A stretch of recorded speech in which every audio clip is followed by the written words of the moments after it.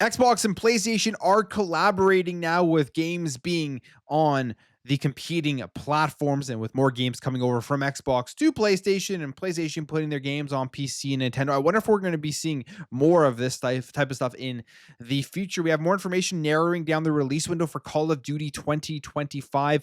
Details have come out here about the Nintendo Switch 2 pre-orders, when this console is going to be coming out. We are going to get our hands on this thing very soon. So that is exciting.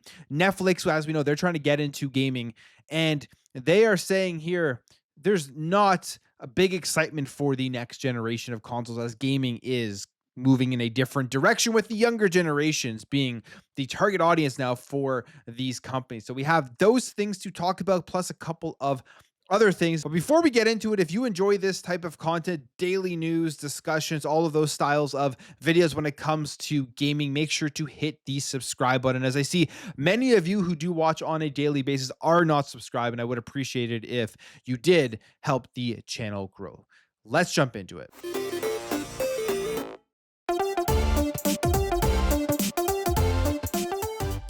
So there is a new collaboration here happening between Xbox and PlayStation. As we know, last year was the big announcement that more games were going to PlayStation. 4 games they were starting off with from the Xbox side of things landing on the PlayStation console. One of the biggest ones that has been on the top of the sales charts has been Sea of Thieves. Been absolutely successful from the Xbox perspective in terms of getting more sales and growing that community even more. And now we're seeing crossover here between two first party IPs, one from PlayStation, one from Xbox. That is Sea of Thieves and Destiny 2. So this is kind of interesting to see because I think we will see more of this style of stuff, especially with games as a service and multiplayer games from the competing platforms where there will be crossovers between the two companies. This report here is saying a Sony property is crossing over into a Microsoft game as Sea of Thieves has received new cosmetics from the world of Destiny 2, bringing the fight against darkness to the high seas. And the Light Bear cosmetic set offers new flags, ship cosmetics, a costume set, and more. And then there's a new trailer where you can see all of the stuff that you're going to be able to get with this crossover. This is Sea of Thieves going into season 15, adding a bunch of new things to the game itself. We almost forget, I think, at times that Destiny 2 is now a first party PlayStation property. And when we do talk about the multi platform strategy across both companies here, Sea of Thieves being from Rare, being a game that was originally only on Xbox, now landing on PlayStation. And then you take a look at PlayStation, Destiny, Bungie, all of their games coming in the future are going to be landing on Xbox. The next Marathon game, or the next game that is Marathon, is coming over to Xbox as well. That is a first party PlayStation game. So the strategy of putting first party titles on competing platforms is happening across the entire industry. We even saw at the Nintendo Direct with PlayStation putting out games that they publish, like Patapon, onto the Nintendo Switch, games that were announced at the Nintendo Direct. So we're going into a completely different era of gaming. We have been in it for the last number of years, and it continues to happen here with crossovers. Because Sea of Thieves, you got Destiny crossing over, and I'm sure we'll see more stuff like that happen between games that are on the competing platforms. And when it comes to the way that the industry is going, it has changed. I mean, the industry, honestly, these companies, they don't target me anymore. They don't target people who have been playing games all the way back from the first generations of consoles, who still like to kind of think of the industry in the old fashioned way. Still collect some physical games. I still like having my consoles, all that type of stuff. But we know this is changing. They've told us it's changing. And the reality is, a lot of the changes are making accessibility to gaming far better, far more consumer friendly, and a lot easier. And I'm actually liking a lot of stuff that is happening from that perspective. Netflix is talking about how this is changing as well, and that they are targeting the younger generations because the younger generations do not care where they play their games. They just want to be able to have access to the games themselves. And as we know, Netflix is continuously trying to get more and more into the gaming industry. This says here, the Netflix games boss says 8-year-olds aren't dreaming of PlayStation 6. Specifically speaking to the game business, president of games at Netflix, Ale Tascan, says he doesn't think the current model of console games is the future for the industry, saying when it comes to console, we started to look at the future where the platform is agnostic. Look at the younger generation. Are 8-year-olds and 10-year-olds dreaming of owning a PlayStation 6? I'm not sure. They are wanting to interact with any digital screen, whatever it is, whether it is even in the car with console. You're thinking about high definition, you're thinking about the controller. If we look at this older model, I think it will restrain us. And Netflix, they've tried to get into gaming. I would say not very successfully at all, at least in the AAA space. In the space where you would be playing those games on consoles, like for example, they did shut down their AAA studio known as Team Blue after they said spending the past couple of months of years acquiring a number of veteran developers to join it. If you go onto Netflix right now, if you have an account, you do have Netflix gaming mobile games that you get to download for free, games that you would previously, I think, have to pay money to play. So they are trying to get into gaming, but this is also a CIO, I think, speaking from the perspective of them hoping that the industry does change in such a drastic way that they will be more successful in gaming, and the style of games that are on their service are going to end up being more successful. We know mobile games make a ton of money. They're casual games.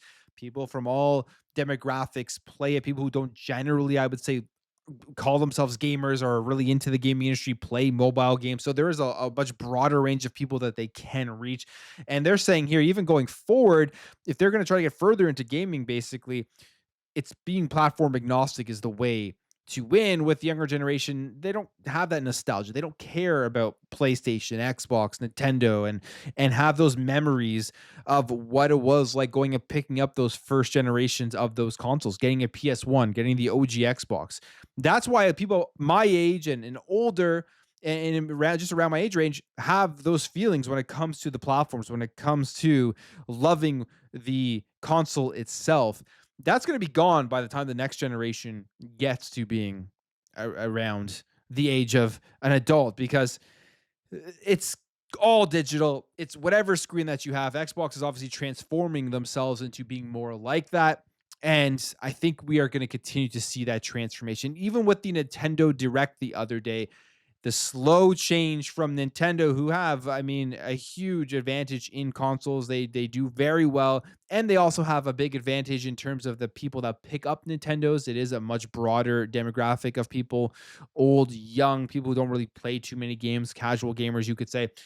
They are even seeing the writing on the wall with this whole virtual cartridge thing that they have introduced, trying to move away from having games physically and then getting closer to where the other companies are going. So interesting here. I wonder if Netflix will venture out more and try to do more in the AAA space and try to get more games that are going to be big budget games going forward. We will end up seeing if they do that. WWE 2K is also a series that is a Netflix exclusive. It's going to be a mobile series of some sort. We don't know exactly what it is, but they are releasing something from them. So they are continuously trying to get more further into the gaming space.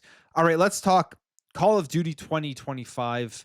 Every year, I mean, leading up to the release of these games, it's always big. And we're right around that time. We're getting close to halfway through the year where we will really start ramping up, hearing more information about it. It looks like we have a release window, or at least a release window narrowed down here from a leaker. They're saying the game may release in early October, specifically saying here that rumors about this year's installment in the long-running franchise have been circulating online for a while. Most recently, a mid-March report from Insider Gaming claimed that Treyarch is leading the development of the 2025 Call of Duty title, in addition to suggesting the game's Zombies mode will have 6 round-based maps, including levels set in New York, Japan, and even the Dark Aether space station. And then we have this from a Spanish leaker from yesterday, saying that the game may hit the market in early October 2025, and Black Ops 6 was released in October as well. I would not be surprised. I would not be surprised. Early October would be slightly different than last year, because obviously October 25th is late October. But with the way that Call of Duty is going, they are continuously selling very well. They're doing well in Game Pass. It's going to be an annual release now in Game Pass, I'm pretty sure, from the numbers that we did see from this past year's Call of Duty. So they can really do whatever they want for it. I think at this point, though, I've always thought about this with Call of Duty. It would be great if they made this maybe every 2 years or something, and then just put out even more refined products when they do release and then just continuously add content for 2 years. Because I mean, Black Ops 6 is a ton of fun, but it would be cool to be able to continue with that rather than trying to focus on the next thing right away every single year. The reason they do is because they make so much money every year. It's always the top selling game, even though it does release later on in the year. So they're not going to move away from it just because of the amount of money they make. And then obviously the microtransactions that they get through the battle passes and everything that do come with Call of Duty. So we'll see how this next Call of Duty is. How will they improve upon it? I wonder when they're finally going to drop the last generation of consoles, because that's something that people think does hold it back. You saw it with the recent Assassin's Creed Shadows. I would say one of the big things why we got a next generation game, a next generation feeling looking game, is because they did finally drop the Xbox One and the PlayStation 4. All right, Nintendo Switch 2. We are going to get more information about this very, very soon in this upcoming. I'm excited for it. I'm going to try to pick up one of these right away, pre-order it, try to get it on day one. We'll see how difficult it is to get. We've been hearing now that pre-orders are coming on April 2nd, and that's going to be the same day that they showed the direct. So if that's the case, they're probably going to say, here's the direct, go pre-order it right now. But now we have some more info that could potentially change the plans here for the pre-orders, or at least give more options. It's kind of exciting here. It says that US retailer documents shed light on the Nintendo Switch 2 pre-order plan. So as we heard previously, April 2nd was that date, but now we're hearing this from these documents that they plan to go live on April 9th, 1 week after the Nintendo Switch 2 Direct. And the documents include messaging strategy following the Direct to include pre-order coming soon, messaging and a countdown clock that will end on April 9th, with an exact time to be confirmed by Nintendo on April 2nd. And then the documents also have included details on an exclusive collectible coin for those who pre-order the console. Now, we don't know if this is a leak or not, but it is something that it probably is relatively true. It just makes a ton of sense. They're also saying as well that this console is more than likely releasing in June, as the documents do say that it is scheduled to release in June. So we went from April 2nd to April 9th. The reason April 2nd was the date originally was obviously because the direct is happening, but also on Best Buy website, they had posted it themselves on Best Buy Canada website on a few days ago. So we will see what they do. I think it makes more sense for it to be April 9th. Was kind of shocked that they were going to do pre-orders right away after the direct itself. At least when they give people a week, they will have time to think and plan to try to pick up one of these. But we don't even know how limited the inventory will be. I don't think this is going to be like back in 2020 with the Series X and the PS5 with the chip shortage and everything that was happening in the world then. This will more than likely be easier to get, but still will sell out. So you're going to have to get on there and try to get your pre-order in before bots, and hopefully they do something against that. Scalpers, all of those annoying things that do happen for the people that just want to pick up one of these consoles to actually go ahead and play games.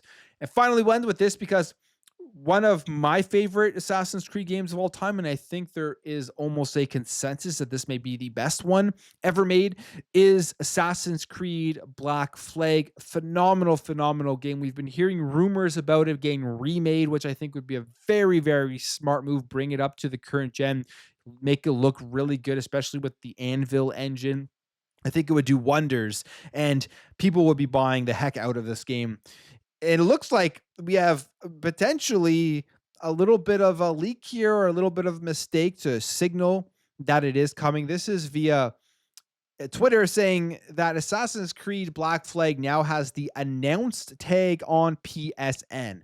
So if you type in Assassin's Creed Black Flag, you can see here it shows the logo, shows the name, and it says announce. Whereas if you go under to older games, you can see if you've purchased it or if you want to buy it or whatever you want for the game itself. And in the comments here, people say, I've never seen that logo for Black Flag before. I'm pretty sure this logo I've seen. This is like their new consolidating of the logos into looking the same. If you go on your Xbox, they all have a different look to them, but they all now look similar. And if you've been playing Shadows, you see now when you log into it, it's like that new Animus thing where you can go through the timelines of the different games. It's actually very cool the way that they have done it.